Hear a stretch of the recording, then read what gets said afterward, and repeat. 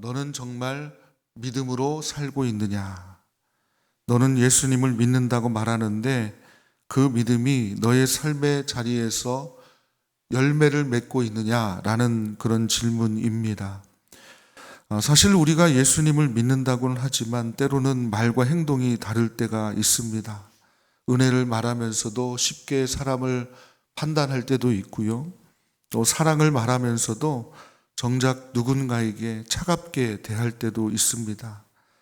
뿐만 아니라 믿음을 고백하면서도 삶의 현장에서 믿음 없는 사람처럼 염려하고 근심하고 또 계산하고 하는 때도 있죠. 오늘 이 야고보서가 말씀하는 핵심은 이겁니다. 그러니까 우리는 행함으로 구원받는 게 아닙니다. 여러분 믿으십니까? 네, 그러면 우리는 어떻게 구원받나요? 믿음으로 구원받죠. 그러니까 행함으로 구원받는 건 아니에요. 그러나 참된 믿음은 반드시 행함으로 나타난다는 거예요. 그러니까 이 균형을 우리가 잘 알아야 됩니다. 우리는 선한 일을 많이 해서 구원받는 게 아닙니다. 착하게 살아서 구원받는 거 아니죠. 우리는 오직 예수 그리스도의 은혜로 구원받습니다. 예수님께서 우리를 위해 십자가에 달려 죽으시고 또 우리를 위해서 부활하셨기 때문에 우리가 구원을 받는 겁니다. 자, 그런데 정말 우리가 그 은혜를 받은 사람이라면 그 믿음은 삶 속에서 나타나게 되어 있다는 것이 이 야고보서의 핵심의 말씀입니다. 나무가 여러분 살아있으면 열매를 맺을까요? 안 맺을까요? 반드시 맺죠. 열매를 안 맺는다는 얘기는 그 나무가 살았다는 거예요? 죽었다는 거예요? 죽었다는 거죠. 마찬가지로 믿음이 살아있으면 열매가 맺힐 수밖에 없는 겁니다. 사랑이 나오고 섬김이 나오고 순종이 나오게 되어 있습니다. 오늘은 그런 내용을 중심으로 함께 말씀을 이제 나누도록 하겠습니다. 첫 번째는 참된 믿음은 말에 머물지 않고 행함으로 나타납니다. 자, 오늘 14절 말씀을 함께 다시 한번 읽습니다. 내 형제들아, 만일 사람이 믿음이 있노라 하고 행함이 없으면 무슨 유익이 있으리요? 그 믿음이 능히 자기를 구원하겠느냐? 자, 여기 보면 중요한 표현이 있는데 내 형제들아, 만일 사람이, 그 다음에 뭐라고 말씀합니까? 믿음이 있노라 하고, 그러니까 믿음이 있노라 하고라고 하는 말은 실제로 믿음이 있다는 말이 아니라 자기가 스스로 나는 믿음이 있어 이렇게 말한다는 얘기예요. 입으로는 나는 예수님을 믿습니다 이렇게 말한다는 거죠. 그런데 그 삶에는 믿음의 열매가 없습니다. 사랑도 없고 긍휼도 없고 순종도 없고 아무런 변화도 없습니다. 야고보서는 바로 그 믿음을 문제 삼고 있는 거예요. 자, 그리고 15절과 16절에서 아주 실제적인 예를 들고 있죠. 15절, 16절을 보시면 어떤 형제나 자매가 이제 헐벗고 먹을 게 없습니다. 쉽게 말하면 입을 옷도 부족하고 먹을 양식도 없는 사람이에요. 그런데 그 사람에게 이렇게 말합니다. 16절 보니까 평안히 가십시오. 따뜻하게 지내십시오. 그리고 배부르게 드십시오. 어떻습니까? 말은 참 좋죠. 듣기에 정말 은혜로운 말이죠. 위로의 말처럼 들립니다. 그런데 문제는 뭐냐? 실제로는 줬어요? 안 줬어요? 그 몸에 쓸 것을 주지 않았다는 거예요. 먹을 것도 안 주고 입을 것도 안 주고 도움이 필요로 한 사람에게 아무 도움도 주지 않습니다. 그러면서 이제 말만 하는 거예요. 말만. 아유, 배부르게 드십시오. 이거 있고요. 따뜻하게 지내십시오. 이렇게 실제적으로 뭔가를 주면서 해야 되는데 그게 아니라 그냥 따뜻하게 지내세요. 배부르게 드세요. 내가 나눌 수 있는데도 나누지 않고 내가 도울 수 있는데도 돕지 않고 내가 손 내밀 수 있는데도 외면하고 말로만 하면은 그것은 참된 믿음이 아니라는 것입니다.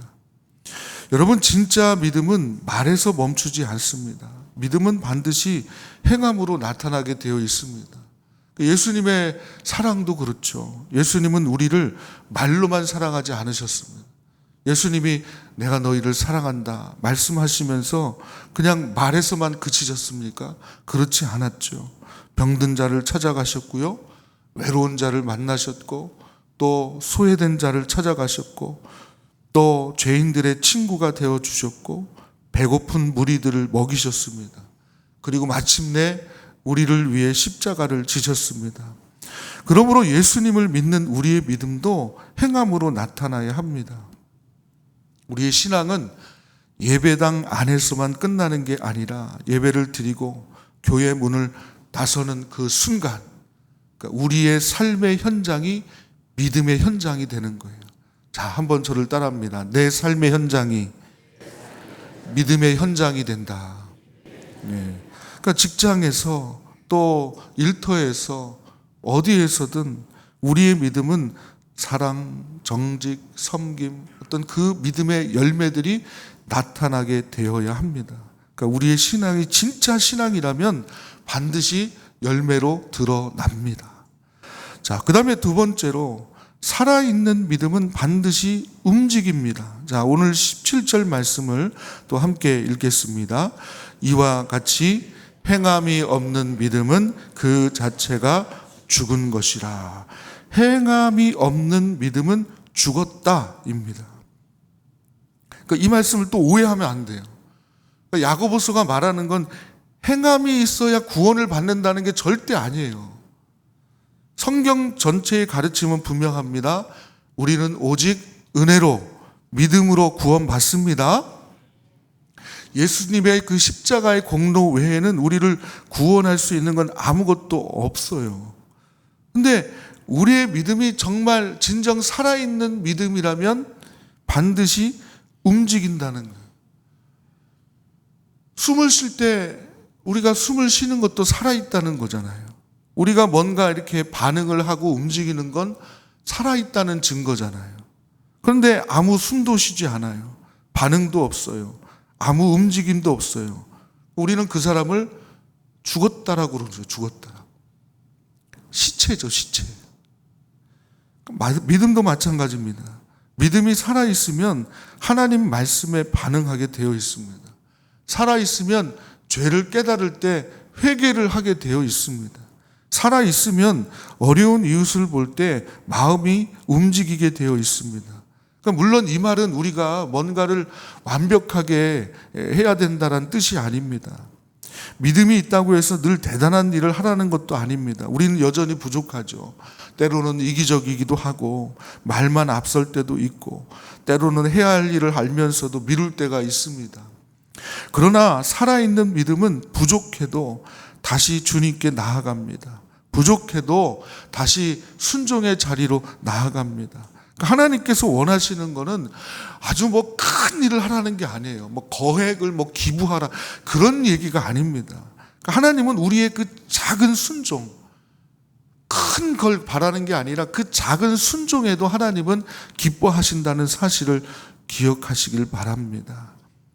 우리 마음에 담아두었던 사람을 위해서 기도하는 거, 그리고 어려운 이웃에게 작은 도움을 주는 거, 교회 안에서 보이지 않는 자리라도 기쁨으로 섬기는 거, 작은 순종 같은 거예요. 말씀을 듣고 내 삶에 다 고치라는 게 아니라 한 가지라도 고쳐 나가는 거, 누군가를 이렇게 험담하고 싶은 순간에 입을 딱 멈추는 거, 손해를 보더라도 정직을 선택하는 거, 이런 것들이 믿음의 행함입니다. 행함. 그러므로 행함이라고 해서 꼭 거창해야 되는 게 아닙니다. 믿음의 행함은 하나님의 말씀 앞에서 내 삶이 조금씩 움직이는 겁니다. 그래서 내 마음이 움직이고 또 손도 움직이고 발도 움직이고 그 다음에 시간도 주고 그러면서 내 물질도 이렇게 움직이는 것, 그런 것이 바로 믿음에 대한 행함임을 여러분 기억하시기를 바랍니다. 자, 18절 말씀을 또 함께 읽어보겠습니다. 18절입니다. 어떤 사람은